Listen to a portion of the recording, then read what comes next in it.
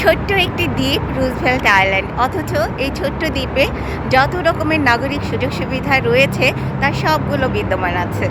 এখানে রয়েছে পার্ক, তারপরে আছে বাচ্চাদের জন্য স্কুল, তারপরে রয়েছে দোকানপাট, restaurant, everything, it and everything is present here.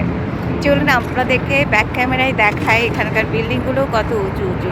দ্বীপের মধ্যে এত উঁচু উঁচু বিল্ডিং আমাদের দেশে তো কল্পনাই করা যায় না। এই যে দেখতে পাচ্ছেন বন্ধুরা, দেখেছেন কত উঁচু বিল্ডিংটা, অথচ এটা কিন্তু একটা দ্বীপ।